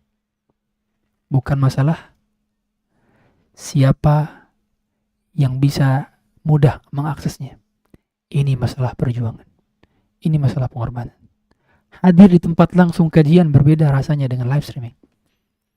Meskipun Anda live streaming menggunakan home theater, layar paling besar yang hanya wajah ustadznya saja yang berada di layarnya, kemudian Anda bisa menggunakan meja belajar, meja tulis dengan begitu comfortnya, tidak akan pernah menyamakan keberkahan yang didapatkan di majelis ilmu. Yang Nabi sudah janjikan, majtama'a qaumun fi baitin min buyutillah yatluna kitab Allah wa yatadarasunahu fi bainahum. Tidaklah ada satu kaum yang datang ke rumah-rumah Allah, kemudian mereka tadarus. Tadarus itu mempelajari, mengajarkan, merenungi, membaca, mentilawah ayat-ayat Allah. Ada qala Allah qala Rasul yang disampaikan, illa nazalat alaihimus sakinah, kecuali didatangkan sakinah, ketenangan. Dan ketenangan bukan tidur, ketenangan bukan bersender, sakinah. The tranquility will cover them. Ketenangan itu akan meliputi mereka. Wa haffathumul malaikah wa ghashiyatuhumur rahmah wa dzakarahumullahu fi man indah. Disebutkan nama mereka satu persatu di hadapan para malaikatnya. Dan itu semua dihasilkan dari duduk majelis ilmu. Makanya di hari-hari ini seorang harus mengetahui bagaimana dahulu pendidikan itu dimulai dari bertemu. Pendidikan itu dimulai dari bertemu. Lihat dahulu, suatu ketika Nabi SAW selesai sholat, beliau balik badan dan beliau melihat ada Mu'adz bin Jabal sedang duduk. Kemudian beliau memegang tangan Mu'adz, grab his hand, dan mengatakan, ya Mu'adz, inni la uhibbuk. Wahai Mu'adz, aku mencintaimu sangat. I love you so much, ya Mu'adz. Kemudian dia mengatakan, la tad'anna dubura kulli salatin taqul, jangan kau lupakan setiap selesai salat mengatakan Allahumma antas salam wa minkas salam tabarakta ya Rabb, tabarakta ya dzal jalali wal ikram. Nabi mengatakan ungkapan doa setelah kita, ungkapan zikir setelah kita salat. Ya Allah, engkau adalah pemilik kedamaian dan engkau adalah pemberi kedamaian. Tabarakta ya dzal jalali wal ikram. Lihat, Bukan masalah konten isi penyampaian pesannya. Tapi bagaimana Nabi SAW datang menemui Mu'adz, grab his hand, and uttering, I love you so much. Anak-anak yang hari ini belajar agama versi ChatGPT, versi YouTube, Anda tidak akan dapati seorang syekh yang datang ke diri Anda, kemudian datang mengatakan, I love you, dan memegang tangan Anda. Anda tidak akan mendapatkan itu. Dan Anda bisa mendapatkan, Anda bisa shaking hand with syekh, with ustadz, bila ada di majelis ilmunya. Anda hadir di kajiannya. Anda tidak akan mendapatkan itu di majelis online. Anda tidak akan ada shaking hand virtual. Enggak ada. Anda bisa mendapatkan perkataan inni la uhibbuk bila Anda mengenalnya dan dia mengenal Anda. Maka penting untuk kenal dengan guru dan guru mengenal kita. Penting. Bagaimana kita bisa mendapatkan genggaman tangan dari guru dan guru itu mengatakan inni la uhibbuk. Lihatlah perkataan inni la uhibbuk, aku sungguh mencintaimu, di awal-awal nasihat sambil menggenggam tangan, itu yang menjadikan Mu'adz bin Jabal sebagai seorang yang akhirnya kemudian menjadi pendai, bisa berdakwah ke negeri Yaman dan menjadi pembuka keislaman di negeri Yaman. Maka kalau kita punya anak, kita punya saudara, kita punya tetangga, kita punya kawan, kita sudah memberikan nasihat kepada mereka dan ternyata mereka belum berubah, did you ever grab their hand? Apakah kalian pernah pegang tangan mereka? Apakah kalian pernah katakan kepada mereka I love you? Kalau belum, maka tidak perlu jauh-jauh bertanya kenapa mereka belum berubah. Sebab sunnah di awal saja kita belum melakukannya. Oleh karenanya, lihatlah bagaimana ilmu bisa membahagiakan seorang. Ilmu bisa membuat orang berubah sedemikian rupa bila disampaikan dengan awal rasa cinta dan kelembutan. Makanya hadis Mu'adz itu menjadi tradisi among the hadith scholar, di antara ahlul hadis. Kalau mereka mau menyampaikan hadis ini, mereka itu terlebih dahulu datang ke murid mereka, salam dan mengucapkan inni la uhibbuk. Wahai, aku sungguh mencintai engkau sangat. Jangan lupakan pesan guru kita semuanya, Rasulullah SAW. Beliau mengatakan dahulu kepada Mu'adz, Allahumma antas salam wa minkas salam tabarakta ya dzal. Di setiap kali selesai sholat akan teringat. Itu namanya musalsal. Hadis yang musalsal, hadis yang disampaikan selalu dengan keadaan yang sama. Ada hadis yang disampaikan di hari Jumat, ini namanya tradisi ahlul hadis. Dan dia akan menyampaikan ke muridnya itu juga di hari Jumat juga. Namanya musalsal biyaumil Jum'ah. Ada namanya musalsal bil awwaliyah. Hadis yang pertama kali disampaikan, didengarkan di telinga. Itu juga hadis yang akan disampaikan ke muridnya pertama kali. Itu adalah hadis Ar-Rahimuna yarhamuhumur Rahman, irhamu man fil ard yarhamkum man fis sama. Bahwa zat yang maha penyayang menyayangi yang saling menyayangi. Maka sayangilah di bumi, kalian akan disayangi oleh yang di langit. Itu nangis hadis musalsal bil awwaliyah. Kemudian yang ke-13, the last one. Allah tidak akan menyia-nyiakan orang yang jujur dalam pencariannya. Bila kita benar mencari kebenaran, Allah akan bukakan pintu kebenaran. Banyak orang ketika tahu hukum bekerja di bank konvensional tidak boleh, ketika tahu hukum menggunakan asuransi konvensional tidak boleh, ketika tahu bahwa tidak bolehnya pinjol, judol, dan berbagai macam jenis keharaman lainnya, ketika tahu bahwa musik adalah diharamkan, dia bukan berusaha mencari kebenaran, tapi mencari pembenaran. Dan bila orang sudah mencari pembenaran, akan sulit terbuka pintu kebenaran untuknya. Karena yang dicari adalah pembenaran, bukan kebenaran. Maka yang dicari Salman adalah bukan pembenaran, tapi kebenaran. Karena Allah Ta'ala mengatakan, وَالَّذِينَ جَاهَدُوا فِينَا لَنَهْدِيَنَّهُمْ سُبُلَنَا. Siapa yang berusaha untuk menuju kami, kami akan berikan dia jalannya. Jahadu, sampai kata jahadu, berjihad itu puncak usaha paling tinggi, karena istifraghul wus'i, di puncak usaha paling tinggi berarti. Berarti bukan kadar minimal tapi kadar maksimal. Walladzina jahadu fina, siapa yang bersungguh-sungguh di puncak maksimal jihadnya, usahanya untuk mencariku, kembali kepadaku, lanahdiyannahum subulana. Allah gunakan kata huruf lam taukid, nun taukid. Kami sungguh benar-benar akan memberikan dia jalan menuju kami, subulana. If you are sincere, Allah will take you home. Kalau kita jujur, Allah akan bawa kita ke jalan pulangnya. Kalau kita tidak jujur, kita akan sampai di pertengahan jalan saja. Maka jujurlah kepada Allah dalam masa pencarian kita, dalam masa hijrah kita, dalam masa taubat kita. Karena sebab kemenangan diraih bagi mereka yang jujur. Sebagaimana perkataan daripada ulama, la yartafi' bihadzal ilm illa as-sadiq. Tidak ada seorang yang bisa mengangkat derajatnya dengan ilmu kecuali dia dibaluti dengan kejujuran. Bentuk kejujuran adalah merasa bahwa kita niatnya hanya Allah Ta'ala, hanya kepada Allah, dan tidak ada niat-niat lainnya. Salman tidak sedang mencari eksistensi ketika dia hijrah. Salman tidak mencari followers ketika dia hijrah. Salman tidak mencari pengikut, tidak sekedar mencari pengakuan.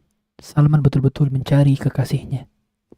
Maka itu yang membuat dia akhirnya dipertemukan dengan kekasihnya dan menjadi orang terpenting dalam perang Khandaq, dalam sejarah peperangan terbesar. Karena perang Khandaq adalah salah satu one of the biggest war in Islam. Perang paling hebat setelah perang Badar dan perang Uhud adalah perang Khandaq, perang Ahzab. Karena melawan berapa? 10.000 pasukan sekutu. Bukan cuman Quraisy, tapi Bani Nadir, tapi suku Ghadafan. Dan Madinah dikepung selama berapa lama? Hampir sebulan. Kalaulah bukan karena pertolongan Allah, kemudian ide Salman, tidak akan bisa kaum muslimin bisa bertahan selama sebulan lamanya. Karena Madinah itu kota kecil, yang kapanpun dikepung, kapanpun dihantam dengan satu serangan, bisa hilang kotanya. Tapi berkat pertolongan Allah, Allah jadikan mereka kemudian terhempaskan dengan angin topan yang sangat dahsyat. Sedangkan angin yang menyelimuti kaum muslimin adalah angin-angin yang menyejukkan. Sehingga saat itu mereka semua akhirnya Allah usir setelah pengumuman di Khandaq. Demikian mungkin yang kami sampaikan dari sesi kajian kali ini, muara akhir pencarianku, dan semoga itu adalah yang kita usahakan, dan semoga itu adalah yang pernah kita rasakan, dan semoga akhirnya adalah kita berjumpa kembali di muara dan telaganya Nabi sallallahu alaihi wasallam di mahsyar kelak. Wallahu a'lam. Bila hadirin yang bertanya kami silakan.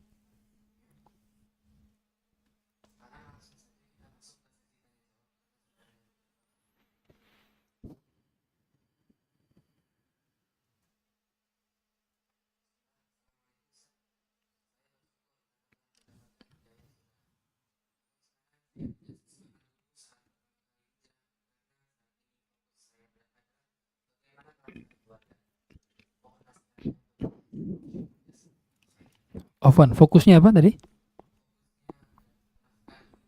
Oh, oke. Hadirin hadirat Allah Subhanahu wa taala. Kenikmatan hidayah perlu dirawat. Kenikmatan hidayah perlu disiram. Kenikmatan hidayah perlu dipupuk. Kenikmatan hidayah perlu dijaga. Layaknya bunga yang tumbuh di daratan yang tidak subur, maka dia perlu tanah yang subur, dia perlu air yang deras, dia perlu penjagaan yang kuat. Sebagaimana iman. Iman bila tidak dijaga, tidak dirawat, dia akan mudah layu. Dia akan mudah lapuk. Dia akan mudah tumbang. Oleh karenanya, setiap kita yang telah mengenal hidayah sunnah, dan tidak ada kenikmatan yang lebih nikmat setelah Islamnya kita melebihi hidayah sunnah. Tidak ada. Memiliki hidayah dengan pemahaman yang benar, dengan interpretasi yang benar, dengan tafsiran yang benar. Tidak ada kenikmatan yang lebih nikmat setelah kenikmatan ini. Maka cara menjaga kenikmatannya dan cara menjaga kenikmatan itu agar tetap adalah dengan mensyukuri. Dan syukur itu harus dibuktikan dengan ditambahnya iman. Dan tambahnya keiman adalah memaksakan diri untuk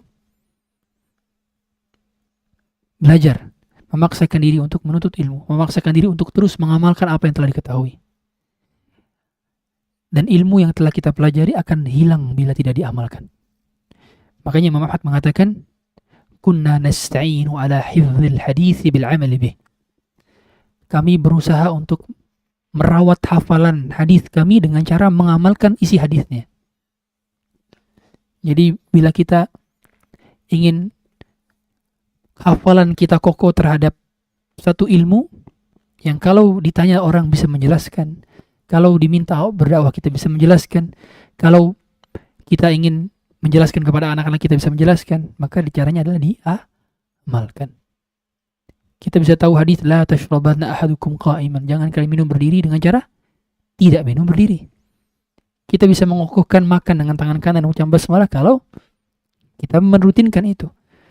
Maka dari ilmu yang telah kita dapati, begitu banyak hadirin ilmu yang telah kita dapati dari kajian-kajian, dari majelis-majelis.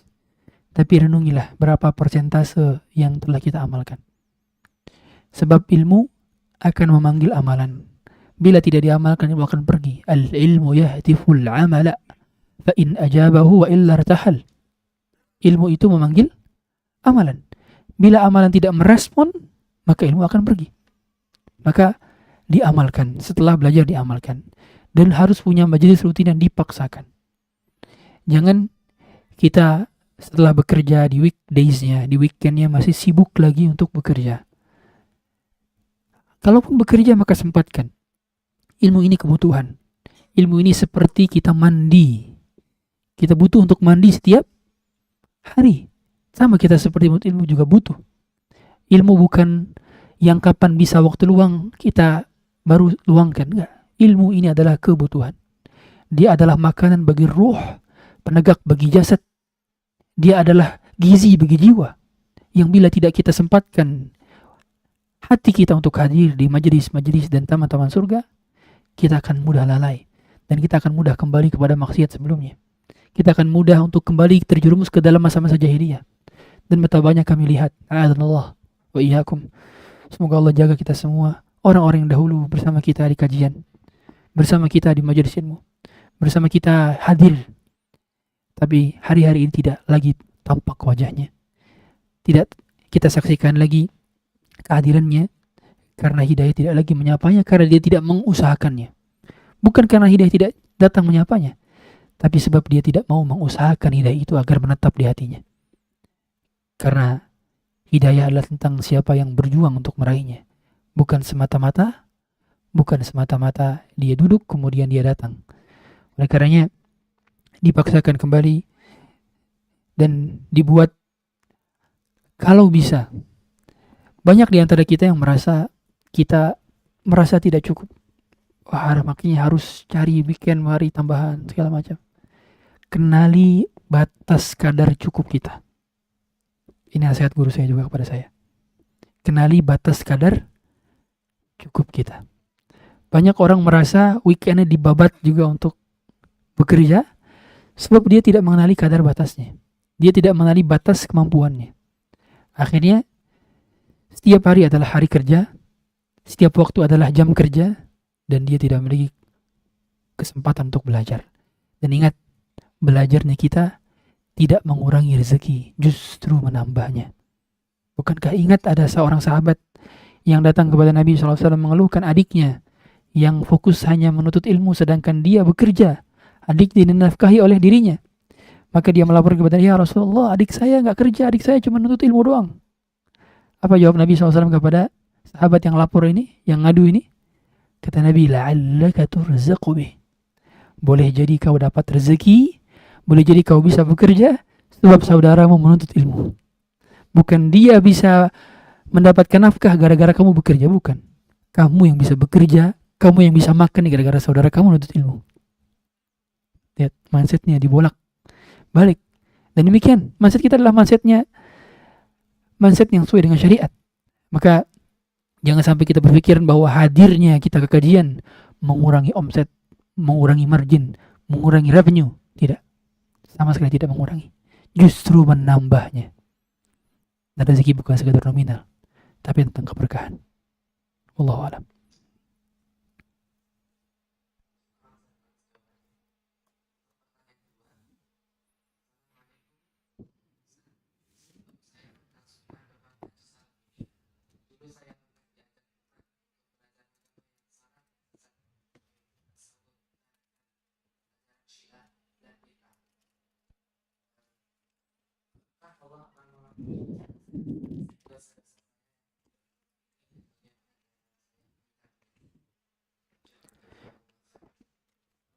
Barakallahu fiik. Amr bin As dahulu pernah mau masuk Islam di hadapan Nabi sallallahu alaihi wasallam. Kemudian dia mengatakan, "Ashtarit." Saya memberi persyaratan. Persyaratan, wahai Amr? Kata beliau, agar kau mengampuni diriku. Amr tidak percaya dengan dosa-dosanya di masa lalu itu bisa diampuni atau tidak.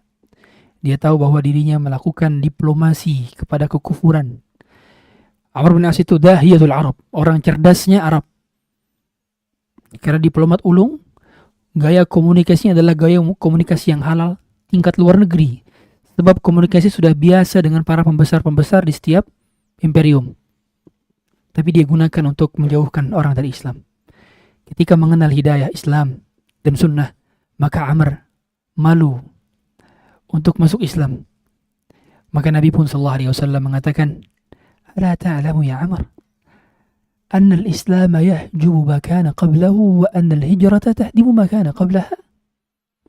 Wahai Amr, tidaklah kau tahu bahwa Islam itu menghapus dosamu yang sebelumnya, sebagaimana hijrah juga menghapuskan dosa sebelumnya. Maka hijrah Anda dari pemahaman-pemahaman kesesatan dahulu kepada pemahaman-pemahaman sunnah, pemahaman yang sesuai dengan qala Allah, qala Rasul, dan pemahaman para sahabat, maka itu pun bisa menjadi penghapus dosa sebelumnya. Bagaimana hijrah, meskipun konteks hijrah saat itu adalah berperjalanan dari Mekah ke Madinah. Siapapun yang datang ke Madinah maka dikatakan hijrah sebelum tahun ke-8. Setelah tahun ke-8 tidak ada lagi hijrah. Kata Nabi, la hijrata ba'dal fathi. Tidak ada hijrah setelah penaklukan. Tapi dalam hadis lain Nabi mengatakan, la tanqati'ul hijratu hatta tanqati'at taubah, wa la tanqati'ut taubatu hatta tatlu'a asy-syamsu min maghribiha. Hijrah tidak terputus kecuali sampai terputusnya taubat, dan taubat tidak berhenti kecuali sampai terbitnya matahari dari barat. Berarti hijrah akan terus ada. Kalau Anda dari pemahaman yang salah, pemahaman yang benar, syukuri bahwa Allah telah selamatkan, Allah telah berikan hidayah, syukuri. Dan cara mensyukuri itu adalah dengan belajar. Cara mensyukuri itu adalah dengan mengamalkan ilmu yang telah diketahui. Cara mensyukuri itu adalah dengan mengajak orang untuk ikut belajar bersama kita. Ikut mencicipi nikmatnya iman, nikmatnya hidayah, halawatul iman. Ya, ilmu ini lezat. Setelah kita belajar ilmu agama, kita mendapat kelezatan, ketenangan yang tidak kita dapatkan sebelumnya. Yang sampai-sampai para ulama sering mengatakan, tatkala mereka belajar begitu nikmat, mereka mendapatkan 1 butir, 2 butir faedah dari ilmu yang dipelajarinya. Di majelis-majelis ilmu mereka mengatakan apa? Lau ya'lamul muluk wa abna'ul muluk ma nahnu alaihi fiha minan na'imi la jaladuna alaihi bisuyuf. Seandainya para raja, anak-anak para raja mengetahui nikmat yang kami rasakan dari ilmu ini di dalam hati-hati kami, pasti niscaya mereka akan membelah dada-dada kami dan mengambilkan rasa nikmat itu dan menempelkan di dada-dada mereka. Kenapa dikatakan demikian? Karena dahulu para raja terbiasa untuk mengambil sesuatu dan merampas sesuatu mudah dengan mudahnya kepada rakyatnya. Sehingga mereka menggunakan kata la jalaluna, mereka akan menyayat dada-dada kami dan merampas kebahagiaan kami, tapi ternyata tidak bisa. Sebab kebahagiaan adalah suatu hal yang maknawi, suatu hal yang hissi, dia maknawi. Tidak bisa digapai dengan indra. Dia hanya bisa dirasakan bagi orang yang merasakannya. Maka nikmat ini lebih nikmat dibandingkan manisnya madu, lebih lembut dibandingkan lembutnya sutra, lebih sejuk dari sejuknya salju. Anda tidak merasakan nikmat hidayah sunnah. Maka di antara hal yang harus dilakukan lagi adalah memperbanyak amal soleh. Sebagaimana kata Nabi SAW, وَأَتْبِئِ السَّيِّئَةَ الْحَسَنَةَ تَمْهُهَا وَخَالِقِ النَّاسِ بِخُلُقٍ حَسَنٍ. Ikutilah setiap keburukan dengan kebaikan. Sehingga ada keburukan yang dilakukan di masa lalu, maka niatkan kalau kita melakukan kebaikan itu untuk menghapus keburukan di masa lalu. Sebab itu akan menjadi pahala yang justru berlipat ganda. Semua orang punya masa lalu, tinggal masa depan sisanya. Sebagaimana ungkapan dari Fudail bin Iyad, ahsin fima baqi yughfar laka fima madha. Fa innaka in asa'ta fima baqi, kalau kalian maka perbaikilah sisa umur kalian, maka Allah akan ampuni umur kalian yang telah lalu. Bila kalian di sisa umur kalian buruk, maka kalian akan disiksa atas apa umur kalian yang telah lalu dan atas apa umur kalian yang akan datang. Sehingga perbaiki sisa hidup kita, karena yang menjadi patokan adalah the good endings, not the bad beginnings. Wallahu a'lam.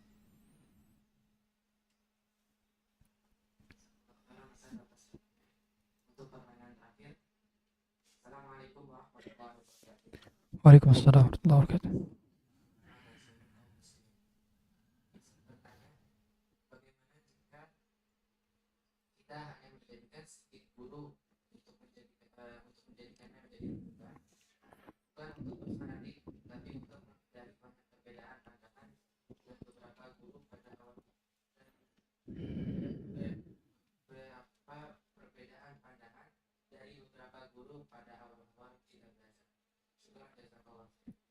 Barakallahu fiik.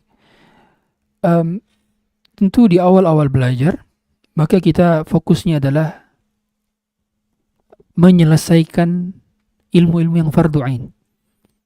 Tinggal diselesaikan dulu pembahasan tentang akidah dasar, fikih ibadah yang dasar, fikih salat, fikih berwudu, fikih bertayamum, fikih taharah semuanya. Kemudian kalau kita adalah seorang yang berniaga, kita adalah seorang bekerja, maka belajar fikih muamalah yang dasar. Jadi diselesaikan dulu. Dan itu dicari dari ahlinya. Cari dari ahlinya. Karena tidak semua guru menguasai semua bidang. Jadi dalam bidang akidah, ada pilih guru yang paling bagus dalam akidahnya. Dalam bidang tazkiyatun nafas, Anda cari guru yang bagus di bidang tazkiyatun nafas. Dalam bidang muamalah, Anda cari guru yang bagus di bidang muamalah. Dalam bidang perkara yang spesifik lainnya, seperti sirah misalnya, cari masing-masing. Memiliki keahlian di bidang masing-masing. Itu yang kita butuhkan terlebih dahulu. Dan setelah kokoh, maka barulah beranjak kepada ilmu yang berikutnya, yang fardu kifayah. Belajar usul fiqh, belajar usul tafsir, belajar cabang-cabang ilmu lainnya. Oleh karenanya, kalau di awal-awal ilmu, dia sporadis. Semua yang disampaikan oleh gurunya diikut. Maksudnya, baik dia bahas tentang fardu ain atau fardu kifayah ataupun isu. Maka biasanya di awal-awal itu dia akan tersibukkan juga dengan ngikutin isu. Akhirnya begitu ada yang viral, dia berkomentar. Ada yang viral, dia instastory. Ada yang viral, dia nulis status. Seolah-olah kalau nggak ada komentarnya, kalau nggak ada statusnya, kalau nggak ada instastory-nya, dunia ini seperti kurang afdal berjalan. Maka yang seperti ini dikhawatirkan tidak akan melanjutkan menuntut ilmunya. Maka di awal-awal ilmu, bukan permasalahan dia membatasi guru saja. Tapi permasalahan dia memfilter tentang apa yang disampaikan gurunya. Bila itu berkaitan dengan ilmu, dia fokuskan. Bila tentang isu, maka cukup dijadikan sebagai amalan. Apa yang dia pilih dari keyakinan, yang itu adalah kebenaran, maka sisanya tidak mengomentari. Karena kalau sudah sampai mengomentari, dia akan banyak tersibukkan dengan hal demikian. Akhirnya berdebat sana-sini. Karena itu rawan perbedaan. Suatu hal yang nawazil itu suatu hal yang baru, belum ada sebelumnya, di zaman salaf belum ada, ini suatu yang baru, itu suatu hal yang nawazil. Haji Furoda itu satu yang nawazil apa yang sudah ada di zaman salaf? Nawazil. Apalagi yang nawazil? Banyak. Kalau itu satu doang, satu isu doang tuh, Haji Furoda. Apalagi? Satu lagi misalkan tentang permasalahan kripto. Nawazil apa? Apakah di zaman Nabi SAW ada kripto? Enggak, nawazil. Banyak hal-hal yang nawazil yang baru ada di zaman sekarang. Itu rawan perbedaan. Karena salaf saja belum ada. Gimana mereka mau berpendapat? Di zaman salaf sudah belum ada.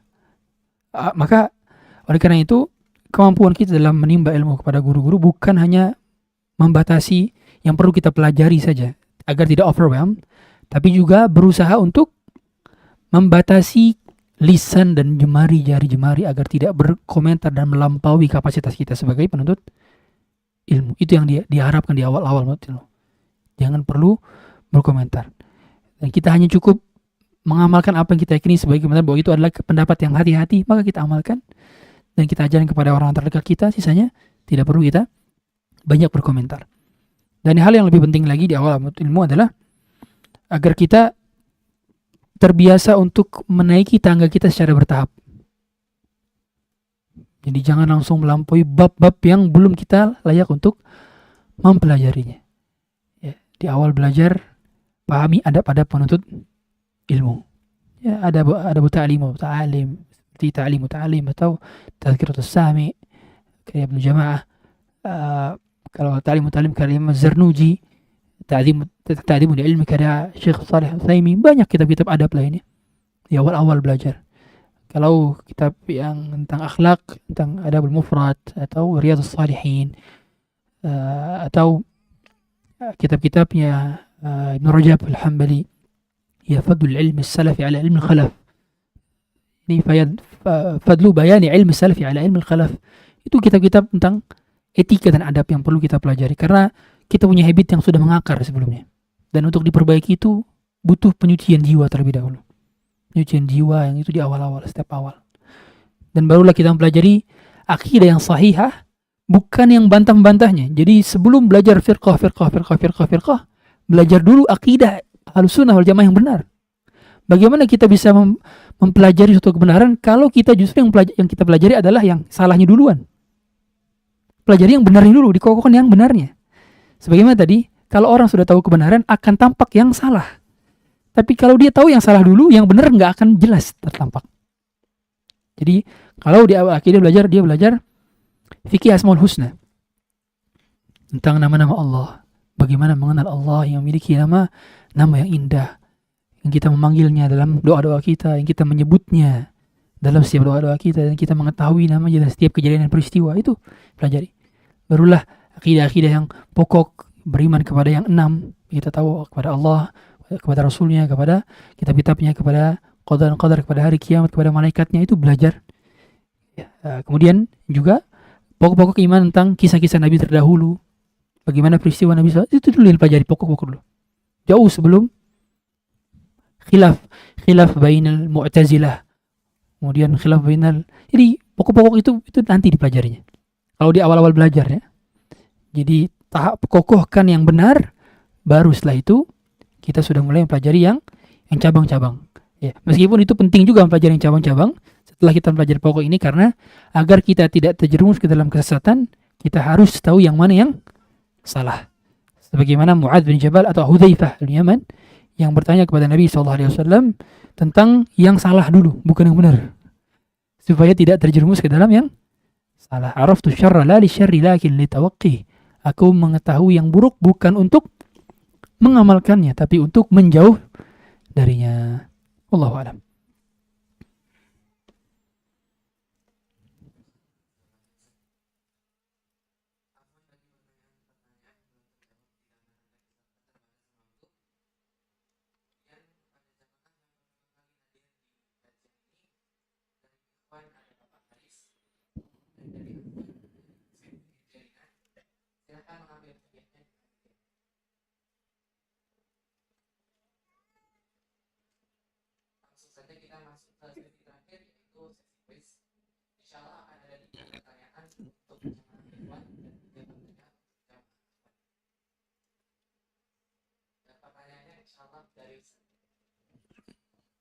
Oke. Meskipun saya tidak di brief ya. Berapa? 3 tadi? 3 ikhwan, 3 akhwat ya? Oke. Untuk ikhwan dulu ya. Untuk ikhwan, apa faedah mengapa Salman Al-Farisi menceritakan kisahnya kepada Abdullah bin Abbas? Kenapa dia pilih Abdullah bin Abbas?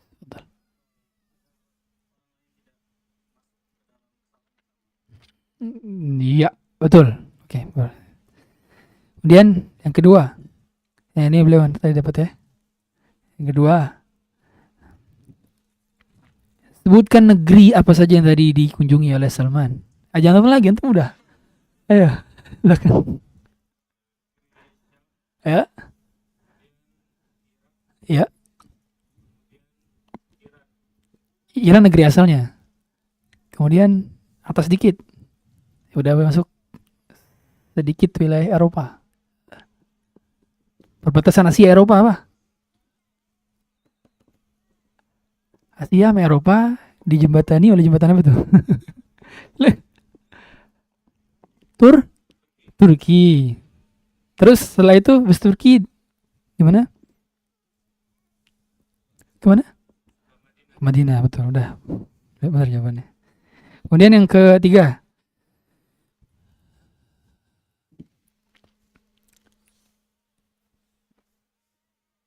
apa saja tanda kenabian yang diketahui oleh Salman? Duh, ulang. Tuh. Ulang, tunggu dulu. Tuh, 2, 3. Ah, ini.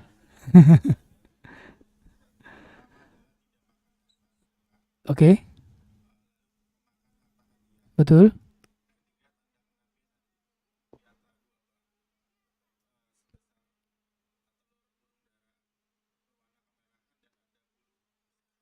Masya Allah, lengkap. Barakallahu fiik. Ya itu. Nah, untuk bisa mengetahui bagaimana fisik Nabi SAW itu salah satu bab saja itu. Ini bab khatamun nubuwah. Bab dengan tanda-tanda kenabian. Itu di kitab Syama'ilun Nabi SAW. Sudah ada terjemahan kalau tidak salah di toko oranye atau toko hijau itu udah ada ya. Namanya mengenali pribadi agung Rasulullah SAW.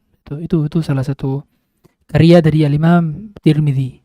Beliau mengumpulkan sekitar 500-an hadis yang bersambung sanadnya kepada Nabi sallallahu alaihi wasallam, dan itu disyarah oleh Syekh Abdul Razak. Jadi beliau punya syarah pada kitab Syama'il, dan itu kita bisa kenal Nabi. Dan orang kalau bermimpi Nabi tapi belum belajar Syama'il, maka dikatakan mimpinya tertolak. Perlama begini kan. Karena orang-orang itu bisa mengaku-ngaku saja dia bermimpi dengan Nabi, tapi begitu sifulana. Coba jelasin gimana Nabi itu bentuknya, rambutnya, alisnya, rahangnya, dagunya, janggutnya, itu ada di kitab itu. Jadi Nabi ka'annaka tarah. Nabi seperti seolah-olah kau melihat. Jadi kita akan lihat bagaimana deskripsi Nabi dari situ. Sehingga kalau kita direzekikan untuk bermimpi Nabi SAW dalam mimpi kita, maka harus dicocokkan dengan isi dari kitab tersebut. Karena itu kitab yang sudah dijadikan kurikulum oleh banyaknya ulama. 3 dari akhwat ya. 3 dari akhwat. Pertanyaan pertama untuk akhwat.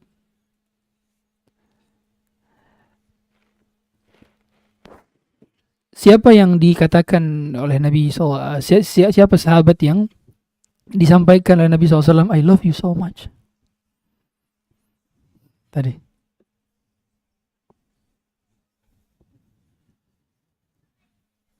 Inni la uhibbuk, itu sungguh aku benar-benar mencintaimu. Siapa sahabatnya namanya?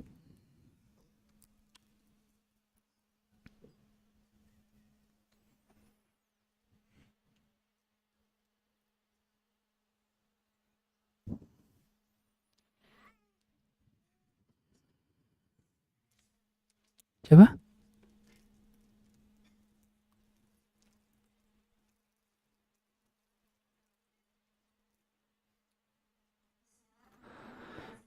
Mu'adz bin Jabal. Betul, barakallahu fiik. Yang kedua,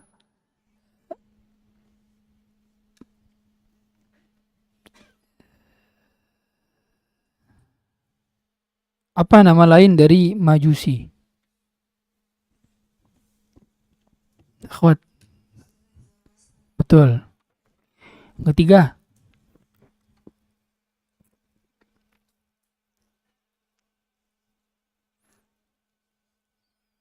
apa kategori seseorang yang beriman kepada Nabi terakhir saat belum diturunkan Nabi berikutnya? Dia dikategorikan sebagai apa? Dia bertauhid, kemudian dia beriman kepada Nabi terakhir, tapi belum diturunkan Nabi sebelumnya, Nabi setelahnya. Alkitab, betul. Barakallahu fiik. Ya, tapi itu kategorinya muslim ya. Muslim kalau misalkan dia belum ada nabi berikutnya yang turun. Muslim. Jadi tatkala Yahudi itu beriman kepada Nabi Musa dan dia bertauhid, dia monoteis. Dia tidak melakukan pelanggaran, Yahudi. Itu ahlul kitabnya kategorinya kalau belum ada nabi berikutnya. Belum ada, misalkan belum ada Nabi Isa, dia masih ikut Nabi Musa. Kalau sudah ada Nabi Isa, maka dia wajib ikut Nabi Isa. Nabi Isanya sudah ada, tapi Nabi Muhammad SAW belum ada, dia wajib ikut Nabi Isa. Nabi Muhammad sudah ada, meskipun Nabi Isanya ajarannya masih ada saat itu, tapi wajib ikut Nabi SAW. Begitu. Jadi tahap-tahap gitu, harus ikut Nabi terakhir. Ya, meskipun semua Nabi diturunkan untuk kaumnya, kecuali Rasulullah SAW untuk seluruh alam. Wa ma arsalnaka illa rahmatan lil alamin. Tidak kami utus kamu kecuali untuk rahmat bagi semesta alam. Sudah 3 kan itu ya? Ya, baik. Kita cukupkan sampai sini. Tutup dengan doa kafaratul majlis. Subhanakallahumma bihamdik. Asyhadu an la ilaha illa anta astaghfiruka wa atubu ilaik. Sallallahu nabiyina Muhammadin wa alihi wa sahbihi wa sallam. Assalamualaikum warahmatullahi wabarakatuh.